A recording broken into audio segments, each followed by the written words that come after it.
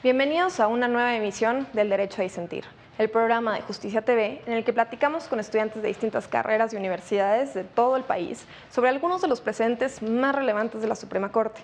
El día de hoy platicaremos sobre la clave interbancaria como dato personal.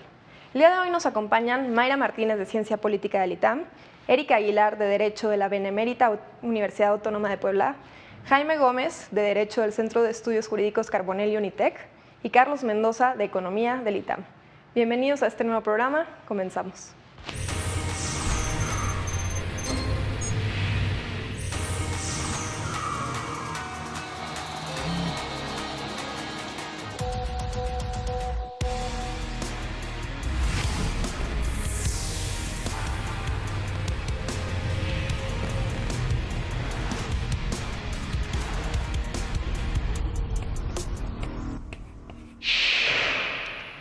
¿A quién no le ha marcado el banco y le ha incomodado con llamadas? El día de hoy estamos hablando precisamente de eso, de los datos personales y el acceso que tiene el banco a ellos.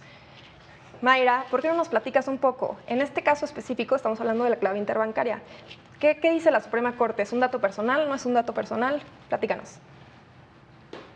Hola Sam, me da muchísimo gusto estar aquí otra vez más en tu programa, sobre todo porque este es un tema súper interesante porque es la primera vez que me toca ver o analizar una sentencia de la Corte en un sentido que ya va más hacia la modernidad y hacia cosas que van a seguir ocurriendo. Cada vez vamos a tener muchos más temas sobre qué es un dato confidencial o no, hasta qué punto las instituciones, llámese bancarias o incluso empresas privadas que funcionan con plataformas electrónicas, van a estar teniendo este tipo de preguntas. Pero bueno, el tema que nos toca hoy, que está súper interesante, es sobre la clave. Clave con B, ¿qué es? Es una clave bancaria y es estandarizada, es una sigla. ¿Pero qué significa esta clave bancaria estandarizada? Bueno, es un dato de identificación que nos permite hacer o recibir transferencias de dinero a través de un sistema de pagos llamado SPAY. Entonces, pues básicamente funciona, tú te metes a tu aplicación en tu celular o en la computadora y le preguntas a, oye Samantha, ¿me puedes pasar tu clave interbancaria para hacerte un depósito? Y ya, le haces el depósito y le llega electrónicamente. Bueno, el tema de hoy es sobre un caso que estuvo súper raro y súper interesante porque generalmente los bancos no tienen el tipo de errores que cometieron en esta ocasión. ¿Qué fue lo que pasó? Bueno, llegó una persona a una sucursal de banco, no vamos a decir qué banco es, pero bueno, llegó al de imagínate el banco de confianza que tengas, vas y le preguntas, oye, ¿cuál es mi clave interbancaria, clave bancaria estandarizada? Y ya le dice, bueno, la clave tuya es... Pero resulta que la persona se va, tiene guardado esto y un año después realiza un depósito y se dan cuenta que el depósito se lo hicieron a alguien que no era la persona que estaban creyendo. Es decir, el cajero del banco, la persona que la atendió, le dio la clave de alguien más. Pero pues aquí es donde se empieza a complicar todo, porque resulta que esta persona contacta a quien le hizo el depósito y le dice, oye, me equivoqué, te di un dinero que no era para ti, ¿me lo puedes devolver? Pero también va con el banco y el banco contacta a la persona y le pide que por favor vaya a la sucursal y autorice que le manden el dinero a la cuenta que correctamente se había solicitado. Bueno, la persona va al banco, autoriza que le retiren el dinero y se lo depositen a la persona que iba desde el principio, pero si ustedes creyeron que aquí terminaba todo, resulta que no. Después, la persona intenta usar sus servicios bancarios normalmente y le dicen que su cuenta está bloqueada. Entonces, ¿por qué está bloqueada? Bueno, el sistema detectó que hubo algo muy raro con la situación que pasó anteriormente y tiene que volver a ir a la sucursal para que la desbloqueen. La señora, ella es desbloqueada, bueno, asumo que es una mujer, pero no tengo ningún indicio para saberlo. Ella va, a que la desbloqueen y pide al banco que le garantice como que ella pueda demostrar que esa transacción que ocurrió no fue por causa suya, sino que fue un error del banco, como para después estar protegida con cualquier tema, por ejemplo, con el SAT, que pues tendría que haber hecho una declaración de dónde está saliendo ese dinero y pagar los respectivos impuestos. Bueno, eso es lo que pasó, pero jurídicamente hay un siguiente proceso. La persona a la que se le hicieron los depósitos y posteriormente tuvo que devolver el dinero fue con el INAI, que es el Instituto Nacional de Acceso a la Información. Antes se llamaba IFAI. Y bueno, les pide que que la protejan porque el banco compartió información personal a un tercero y además pues tuvo que pasar todo este rollo de tener que ir al banco a devolverlo, tener que ir al banco a que le desbloquearan y demás. Total que el INAI, después de una larguísima investigación que hizo, ay, perdón, ya me cansé, después de toda esta investigación, llega a la conclusión de que el banco pues, se pasó, dio su información y le pone un chorro de multas, dentro de ellas por 3 razones principales. La primera es por contravenir los principios de licitud y responsabilidad, por incumplir con la confidencialidad y pues por transferir datos personales de un particular a otro. Y bueno, hasta aquí es el planteamiento. Y este caso llegó a la Suprema Corte porque el banco se ampara para decir, yo no voy a pagar estas multas porque todo el meollo del asunto es que la clave bancaria estandarizada no es un dato personal, porque de hecho es un dato que yo le asigno para poder yo operarle sus cuentas y darle servicios. Uh-huh. Y pues es aquí donde todos nos preguntamos, ¿eso no es un dato personal, la clave bancaria estandarizada? Muy bien, muchas gracias, Mayra, excelente explicación, me encanta. Carlos, voy contigo. ¿Por qué no nos resuelves la duda que nos planteó Mayra? ¿Qué dice la Corte y qué opinas tú en lo personal? Yo lo que opino, bueno, de entrada la Corte, al final, ya después de como todo este proceso, dice que efectivamente sí, la clave interbancaria es un dato personal y yo estoy muy de acuerdo con la Corte. Okay. Al fin y al cabo, creo que Mayra lo dijo muy bien, la clave interbancaria se asigna a cada una de las cuentas, tiene diferentes formas de asignarlo, es como una CURP realmente, es una CURP de tu cuenta bancaria. Tiene números de la sucursal donde se encuentra, tiene números acerca del estado donde se encuentra, por eso es que ninguna clave interbancaria es igual, porque son diferentes sucursales, diferentes bancos, y también tiene cierta parte personal tuya, porque al fin y al cabo es una cuenta que es un número que te puede conectar contigo mismo. Si alguien tiene mi clave, o si, por ejemplo, cuando uno recibe pagos, al fin y al cabo lo hace a través de su clave, efectivamente es un dato que te conecta tanto con el banco que tú estás utilizando como contigo mismo, que es la persona que recibe el dinero. Si el error que sucedió fue que se dio una clave interbancaria diferente, pero aunque haya sido un error, efectivamente se está compartiendo datos tuyos con terceros sin tu permiso, que al fin y al cabo eso es como la gran controversia. La clave interbancaria yo creo que sí, realmente sí te puede conectar con alguien más. Digo, mejor dicho, yo creo que la clave interbancaria sí te conecta contigo mismo. Si alguien más la tiene, puede asegurarse de que esa cuenta le pertenece a cierta persona y entonces, por ende, si es un daño a pues al fin y al cabo a la privacidad de tu información. Si cuando pasó lo de Loret de Mola, que todo el mundo se indignó porque se mostró cuánto ganaba Loret de Mola, con la clave interbancaria también al fin y al cabo es un dato que te puede conectar con el patrimonio y pues debe ser escandalizado porque al fin y al cabo puede dar información personal tuya, ya sea tu nombre o incluso la sucursal que utilizas o en los casos más graves el patrimonio que tienes dentro de esa cuenta. Claro, es un dato que te identifica a ti y a nadie más, ¿no? A ti y a nadie más, y aparte es un dato muy, pues muy grave porque al fin y al cabo es dinero y nunca se debe de jugar con el dinero. Entonces sí es un dato muy, muy importante, muy personal y yo considero que la Corte tuvo razón al decir que es un dato personal. Ok, perfecto. Muchas gracias, Carlos. Jaime, ya sabemos qué dijo la Corte. ¿Cuál es tu opinión personal sobre la sentencia y sobre esta pregunta específica que nos puso Mayra sobre la mesa? Hablamos de un dato personal, pero efectivamente hablamos del derecho a la privacidad y protección de datos personales contenido en el artículo 16 de nuestra Constitución Política de los Estados Unidos Mexicanos. Recordemos que en el constitucionalismo moderno se debe cumplir con la supremacía constitucional para público y para privado. Y para dar un análisis de esta sentencia, yo creo que en este caso se dio una verdadera oportunidad, una verdadera área de oportunidad, no lo menciona, pero yo puedo detectar que se debió haber argumentado con la teoría de la Dritvirku, es decir, con la teoría de la eficacia horizontal de los derechos fundamentales.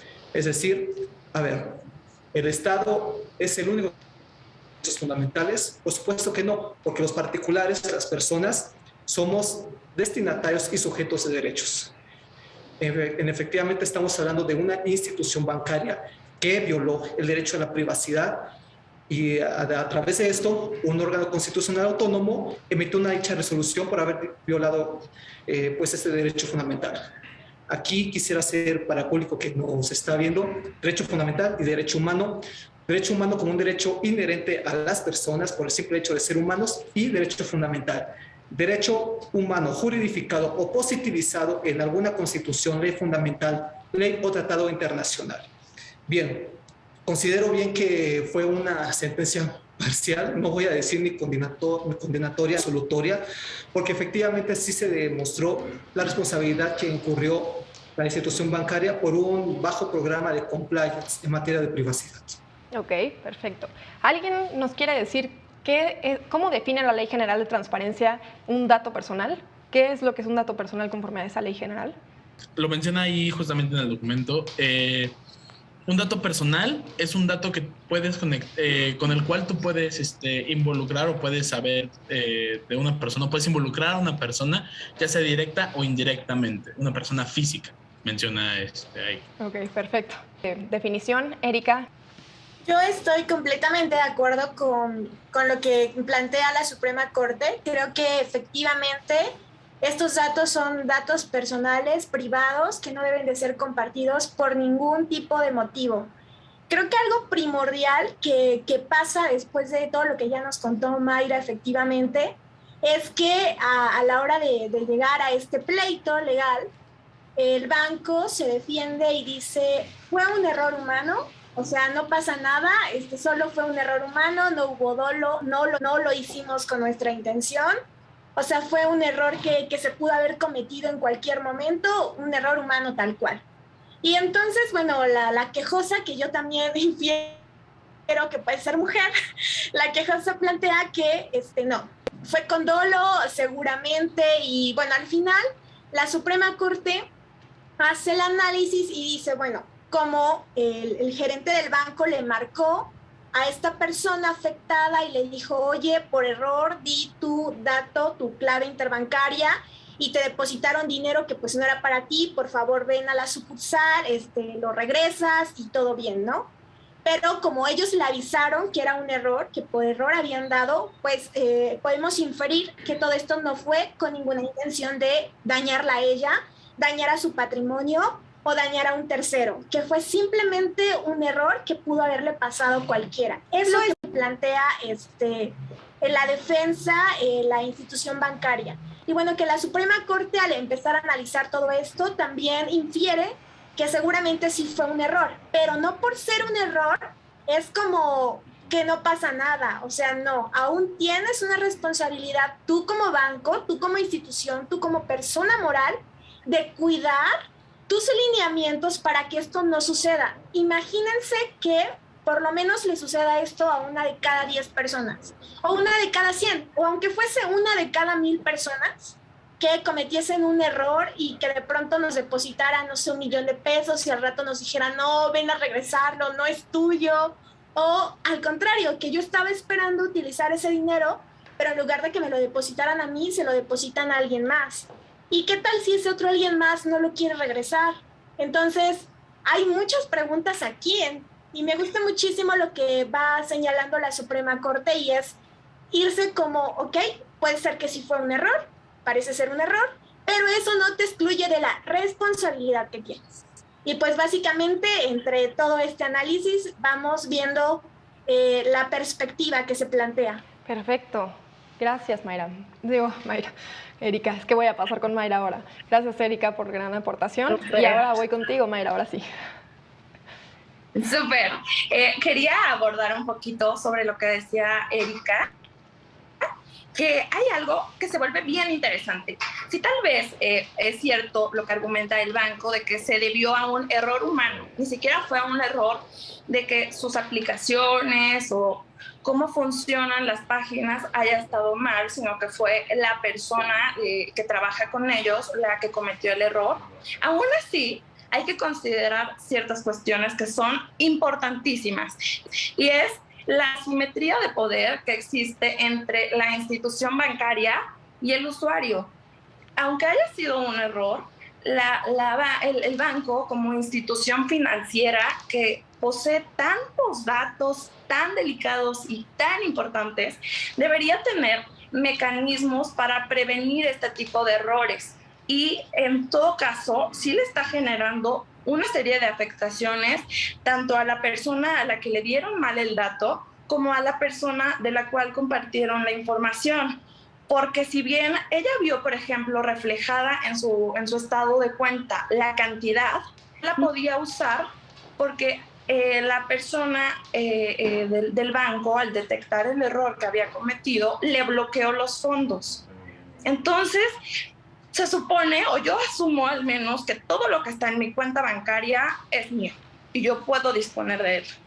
Y no solo fue ese tema, sino también que le bloquearon los servicios, ocasionándole, vete a saber qué tipo de problemas, porque cuando no puedes disponer de tu dinero, pues uno tiene que pagar cosas, hay fechas límite, hay 1000 cosas para las que necesitas que todo esté funcionando en orden, y que te lo bloqueen por un error que ellos cometieron está gravísimo.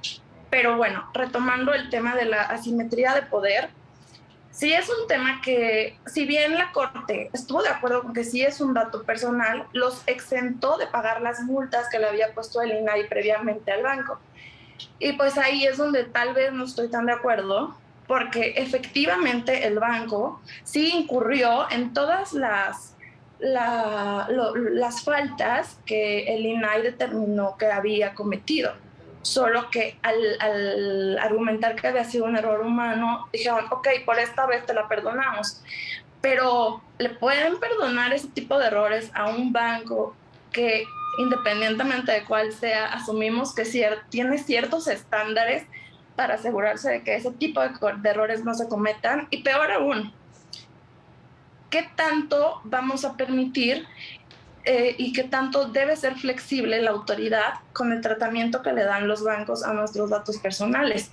Porque, a ver, o sea, todos sabemos que los bancos venden nuestra información personal para estrategias de mercadotecnia, y cada vez casual que alguien tiene una nueva tarjeta de crédito o abre una nueva cuenta de banco o hace compras de algún seguro, es casi 100%, o sea, es casi seguro que en esa semana vas a empezar a recibir un montón de llamadas de otras instituciones financieras para ofrecerte servicios como seguros, tarjetas, cuentas, créditos y muchísimas cosas más.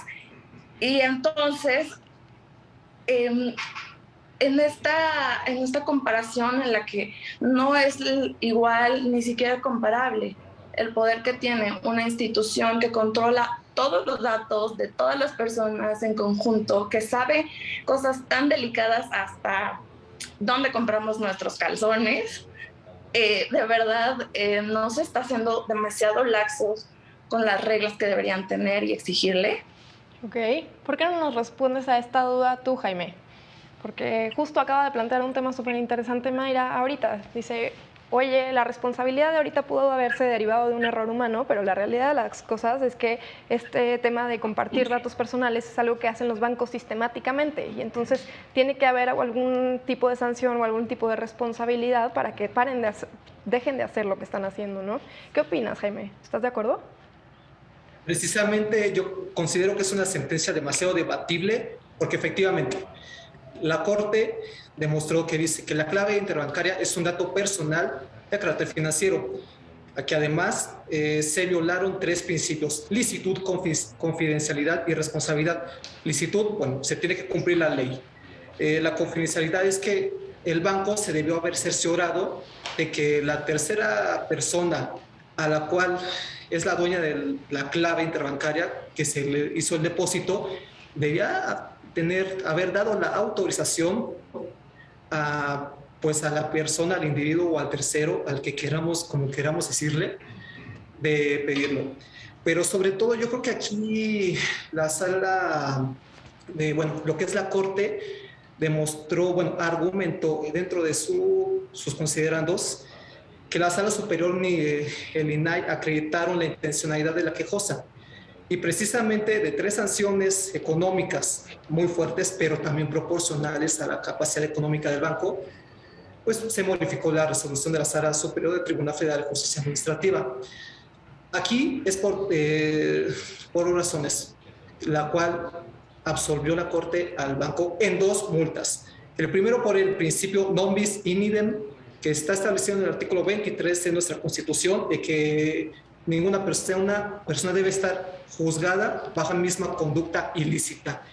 Y a través de diferentes interpretaciones que ha dado la Suprema Corte, no solo aplica para norma penal, sino también para carácter administrativo, incluso también de todas las otras materias. Bien, y a través del principio non bis in idem, aplica cuando es el mismo sujeto, hecho o fundamento. Entonces, precisamente como es una misma conducta que tiene diferentes responsabilidades, pero aún así, a través de su interpretación, dio el resultado que dio.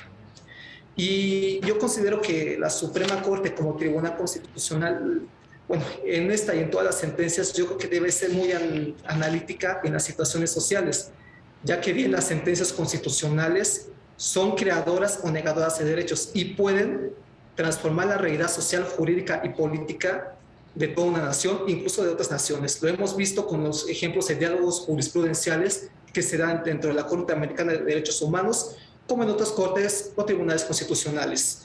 Ahora, con el tema de que un poder, efectivamente, lo que se está alegando es que el banco no cumplió con el principio de responsabilidad, no tomó los debidos cuidados, y eso se debe a un bajo programa de compliance, o incluso puede que no le existía. Un programa de compliance es un programa preventivo en diferentes materias para que las empresas no incurran en conductas castigables por las leyes. Y considero que también en las sentencias la Corte se debió haber puesto más estricta en su resolución, porque para una de las crisis de la democracia constitucional, como lo señala Luis Ferrajoli, son los poderes públicos y los poderes salvajes de mercado. Y para justamente salvaguardar la democracia constitucional, debe haber un control de poder hacia los públicos y los privados. Ok, perfecto. Muchísimas gracias, Jaime. Pues todavía hay mucho que platicar, mucho que debatir, pero se nos está acabando el primer bloque, entonces en un ratito regresamos con más. Estás en el Derecho a Disentir por Justicia TV, yo soy Samantha Tafich, en breve regresamos. Estamos de regreso en el Derecho a Disentir y el día de hoy estamos platicando sobre la clave interbancaria como dato personal. Carlos nos acaba de plantear un tema súper interesante, Jaime, en el bloque anterior. ¿Por qué no elaboras un poco más o nos das tu opinión personal? Creo que sí es bastante importante como la resolución que dio la Corte, porque al fin y al cabo, de ahora en adelante se considerará la clave interbancaria como un dato personal. Entonces, este tipo de errores, aunque fueron humanos, también se deben de tener como, pues ya lo decíamos, o sea, un tipo de programa o algún tipo de pocayoke, como se conoce coloquialmente, para que este tipo de cosas no sucedan. Incluso creo que después de este tipo de cosas, cuando uno ingresa a la clave interbancaria, también necesita saber a quién le pertenece, o incluso el mismo sistema de bancos te arroja a quién le pertenece la clave si es dentro del mismo banco. Esto funciona, por ejemplo, con BBVA. Y eso también es muy por no decir peligroso, pero sí se puede dar a mala interpretación de que se pueden utilizar datos personales. Ahora, lo que yo también creo es que esta sentencia de la Corte también sentó un precedente bastante importante, porque al fin y al cabo, si la clave interbancaria, que es una clave, es al fin y al cabo una CURP de tu cuenta que te puede conectar con otras personas, ¿qué otros datos no podemos también considerar como datos personales que antes no consideramos datos personales? Por ejemplo, podría ser, dentro de lo que se me viene a la mente, a lo mejor tu clave única dentro de un sistema escolar, también también te puede conectar con quién eres, también se puede ser considerado un dato personal que antes no era considerado dato personal. Entonces, yo considero que la Corte sí también debió de ser más laxa, debió de ser más fuerte en su sentencia, porque al fin y al cabo compartimos información personal, pero, y en esto difiere un poco con Mayra, cuando por ejemplo nos hacen llamadas de que pedimos préstamos o nos hacen llamadas del banco o incluso de algunos otros servicios, nosotros estamos accediendo, y creo que esto también ya debe ser parte un poco de la cultura mexicana.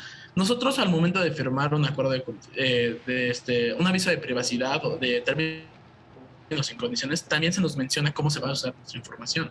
Y creo necesario que este tipo de acuerdos de avisos de privacidad o términos y condiciones, que ahí se nos informa cómo se va a usar nuestra información, creo que también deberían de estar bajo escrutinio o también deberían de ser muy bien revisados.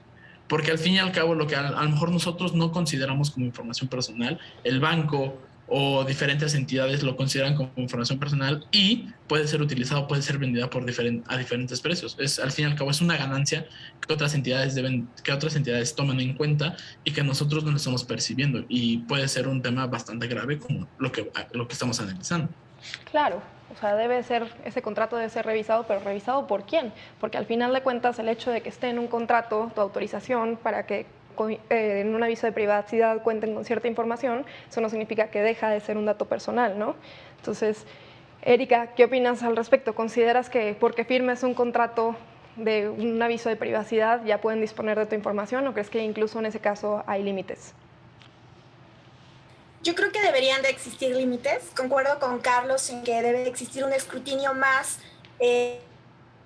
formalista y un tanto más analítico de todos estos tipos de avisos de privacidad que se nos plantean, porque a veces no nos dan oportunidad. Entonces es o lo firmas o lo firmas. Entonces, ¿qué tanta voluntariedad hay ahí? Porque tú vas a contratar un servicio y te dicen, bueno, si quieres contratarlo, fírmame aquí este aviso. Pero no te dan oportunidad de decir, no, pues yo no quiero que compartas mis datos. Simplemente te piden que lo firmes.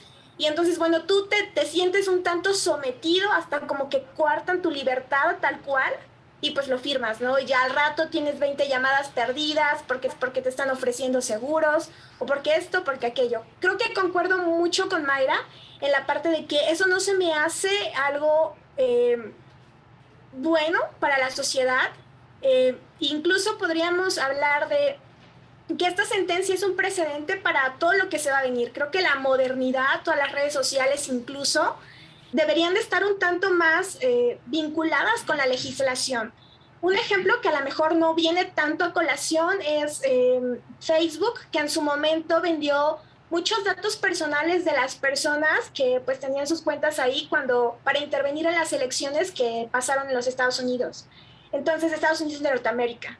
Y entonces, precisamente hace no mucho, una de las legisladoras, una legisladora que tiene ascendencia latinoamericana, le recrimina a la persona de Facebook, a la representante, no vamos a dar nombres, le recrimina este hecho de haber compartido, de haber vendido datos personales de los ciudadanos para poder intervenir en la democracia de una nación.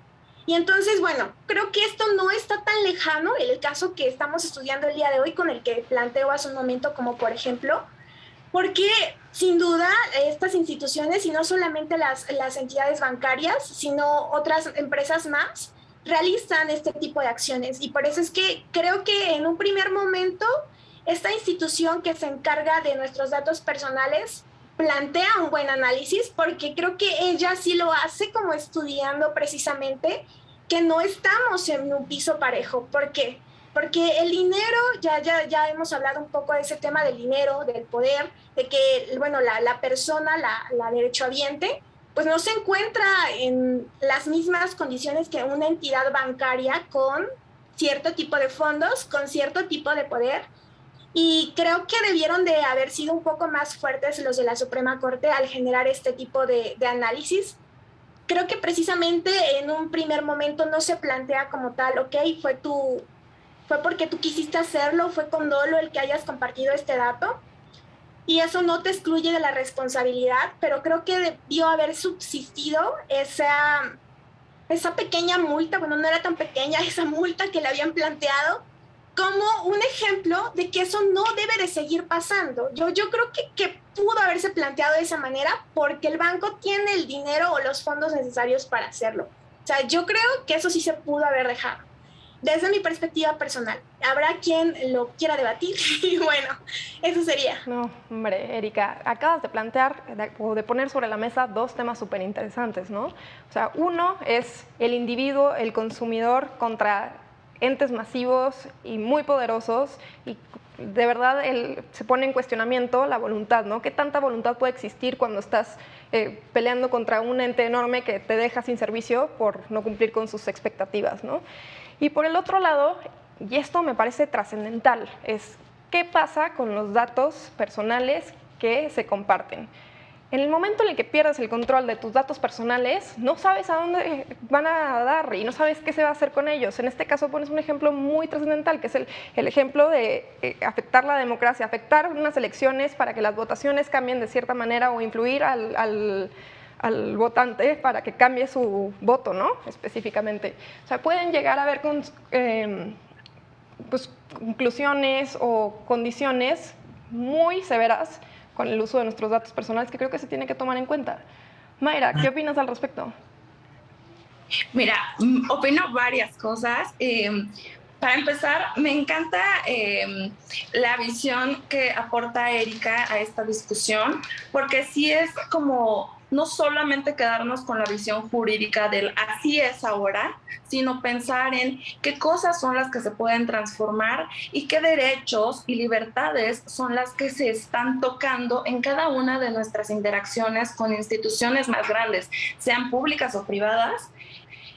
Y bueno, retomando un poquito lo que comenta Carlos sobre que no está de acuerdo con que hay ciertas cosas que, independientemente de que sean datos personales o no, deben ser resguardados por las instituciones, porque a ver, yo firmé un contrato con el banco para tener una cuenta, pero no por eso significa que estoy de acuerdo con que compartan mi teléfono y nombre con otras instituciones para que me ofrezcan otros servicios. Peor aún, también han pasado muchas ocasiones en las que me llaman, pero no son para ofrecerme servicios, sino para hacer intentos de extorsión a nombre del banco.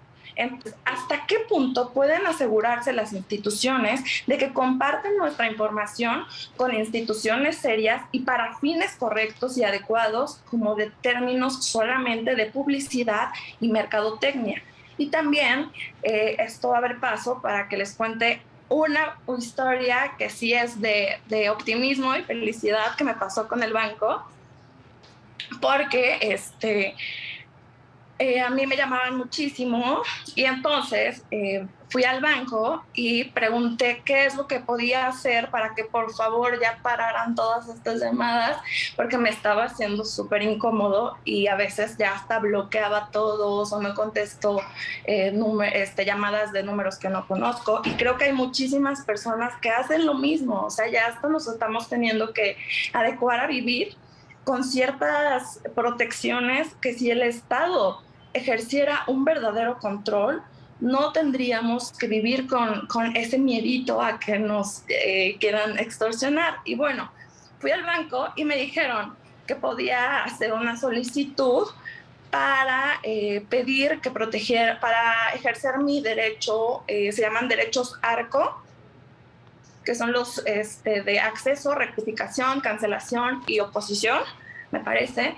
Y con esos, cuando haces la solicitud al banco, fue como una hora de estar ahí, pero bueno, pedí que por favor ya dejaran de compartirlos, que no quería promociones, que únicamente quería tener esa información porque era necesaria para las actividades que involucraban mis transacciones con el banco, pero no para otros terceros.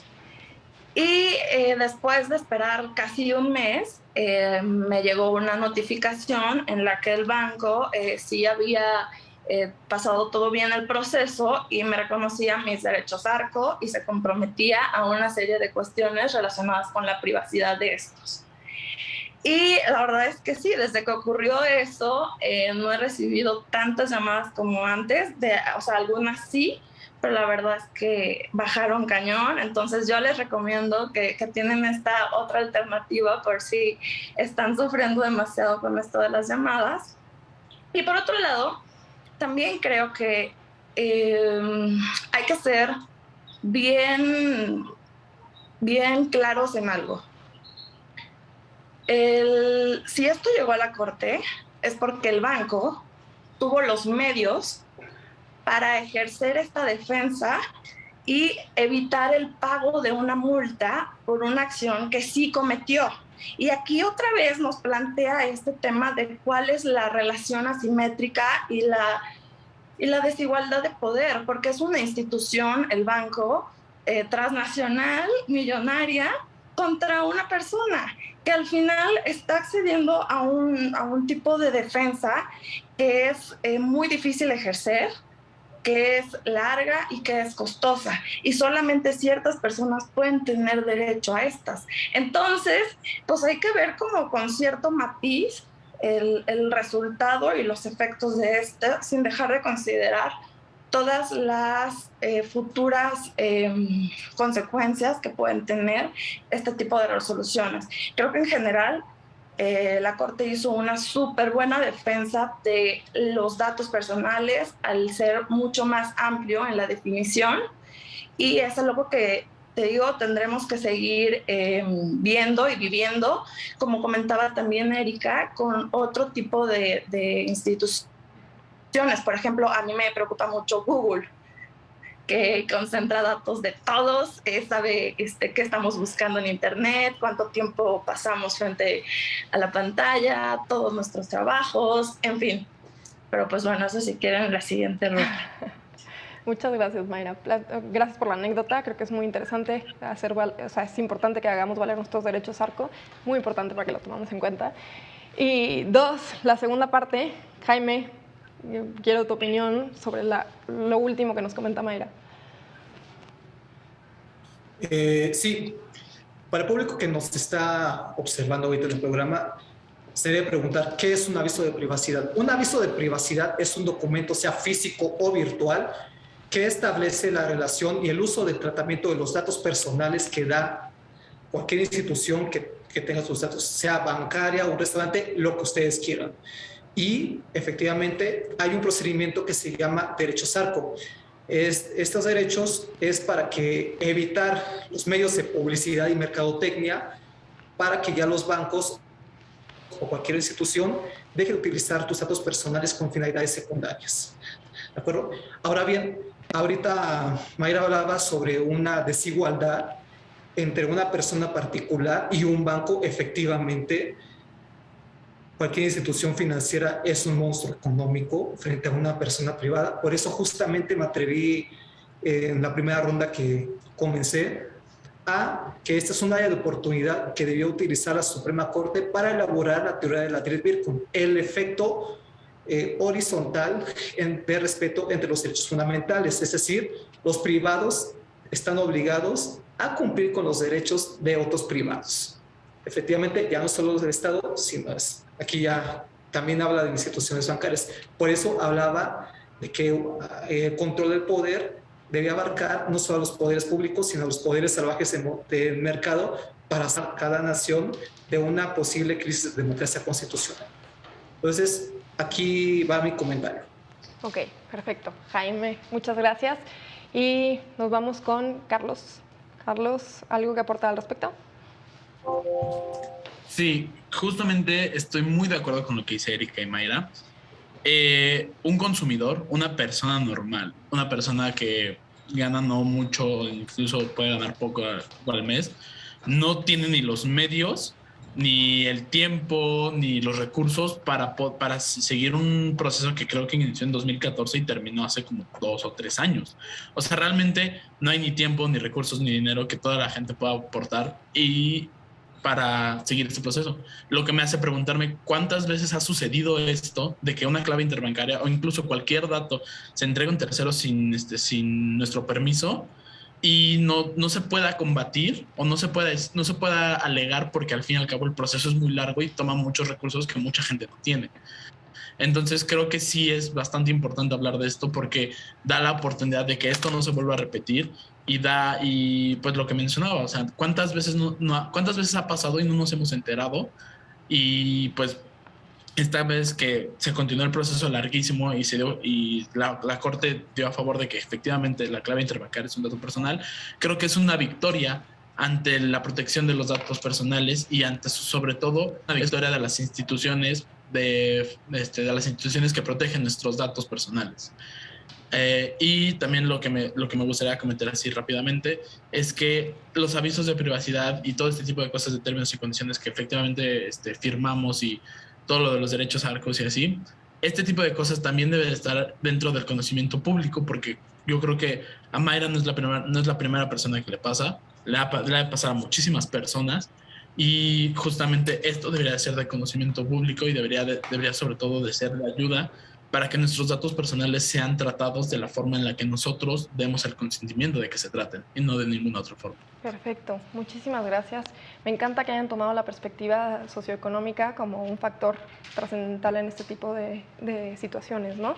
Creo que es muy importante que estemos conscientes de que existen personas que son más vulnerables y que tienen menos capacidad de defenderse a sí mismos. Creo que podemos abordar este tema un poquito más, sin embargo ya se nos está acabando el segundo bloque. Entonces ahorita volvemos. Estás en el derecho a disentir por Justicia TV. Yo soy Samantha Tafich y no te vayas que volvemos con más. Estamos de regreso en el derecho a disentir y estamos hablando de un tema de la mayor importancia, que es el acceso de los bancos a nuestros datos personales y el uso que hacen de ellos. Erika, estamos ya entrando a la etapa conclusoria. ¿Por qué no nos das tu aportación?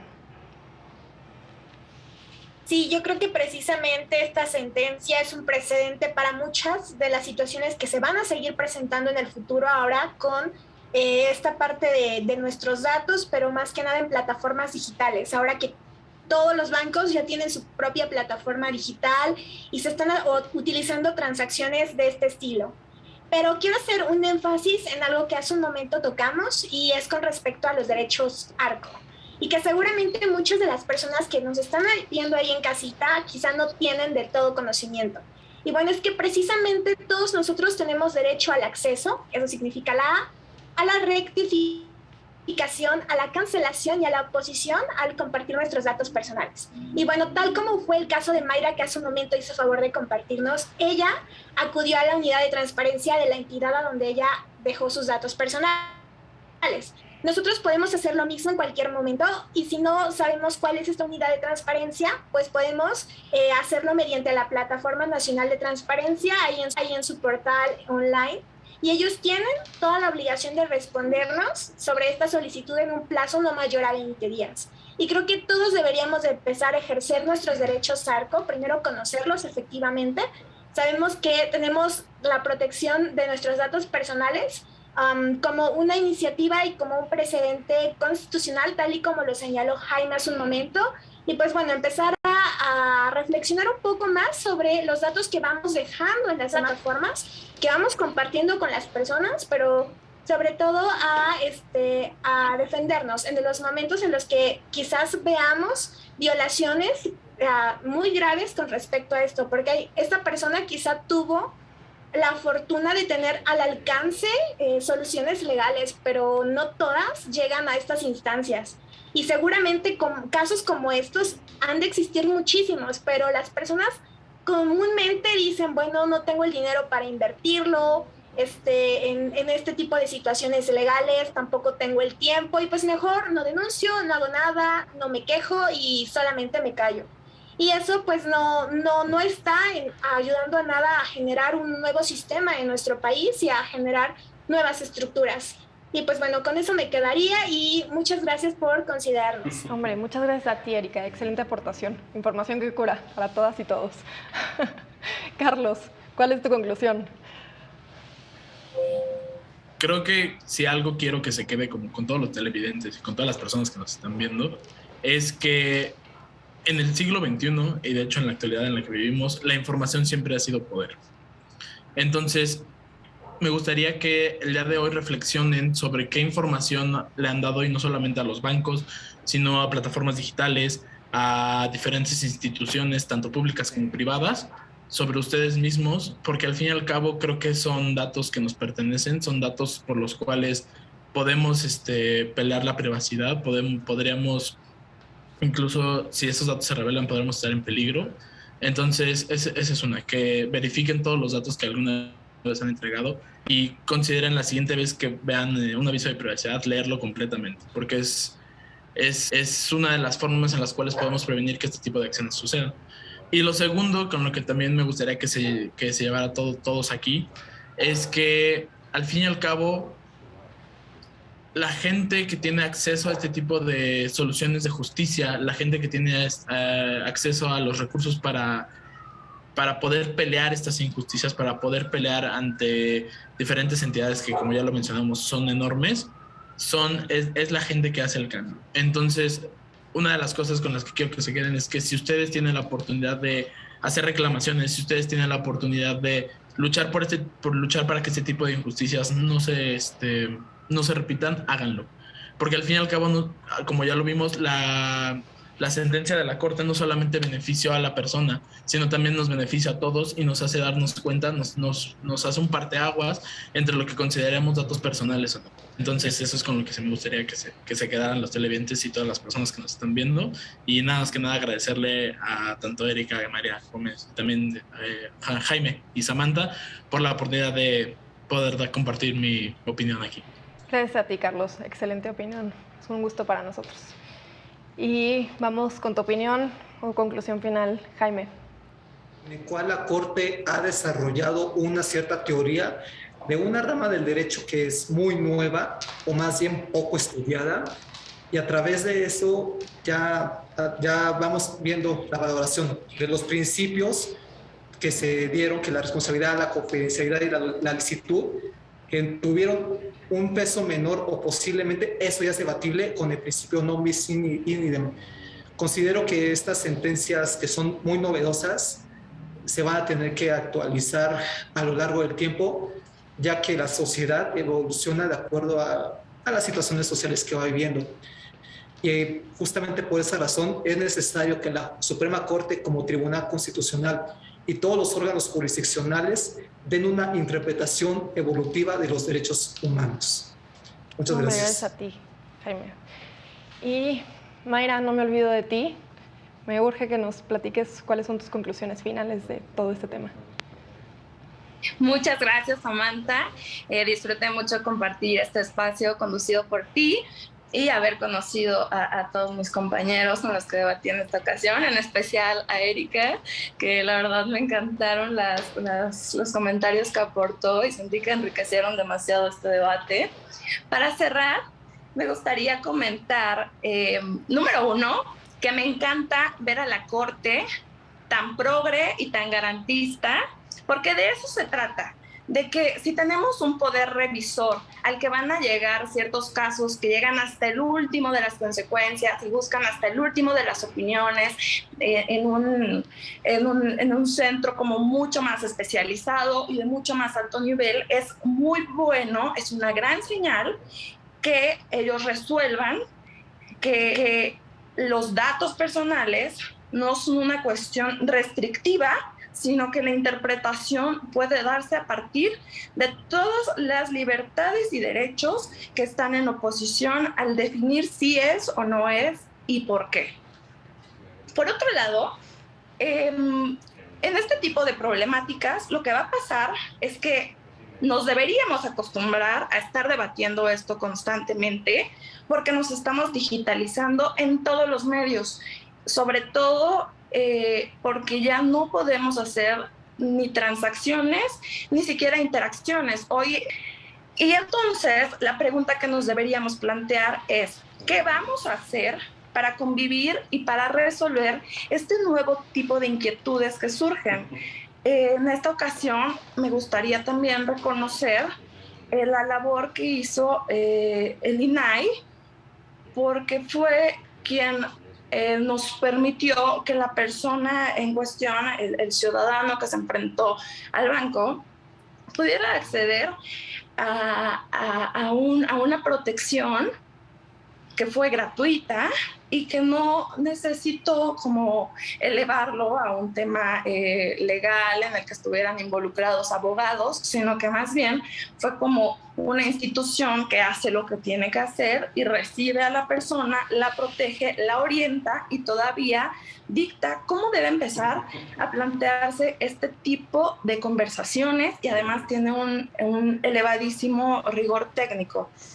Y pues bueno, creo que también como sociedad deberíamos estar bien atentos, porque a veces no da tiempo o no tenemos ni siquiera la comprensión, los que no somos abogados, para decir qué significa ese contrato de privacidad que nos están haciendo firmar, que no es voluntario. O sea, si no lo firmas no puedes acceder al servicio. Y recordemos esta frase, que es horrible, pero pues en algunas ocasiones es cierta. Cuando el producto es gratis, entonces el producto eres tú. Y entonces nos planteamos, ¿qué pasa con nuestras cuentas de Facebook, de Instagram, de Google, en las que se supone que son servicios gratuitos? Ahí lo que está manejándose en realidad es toda la información que les compartimos a ellos. Claro. Me encantan las conclusiones de los y las cuatro. De verdad, este ha sido un programa muy informativo para todos y para todas. Estoy muy agradecida con ustedes y ojalá nos volvamos a ver. Ahorita, lamentablemente, ya se acabó el tercer y último bloque. A todos ustedes, muchas gracias por acompañarnos desde casa. Esto es El Derecho a Disentir por Justicia TV. Yo soy Samantha Tafich y nos vemos hasta la próxima.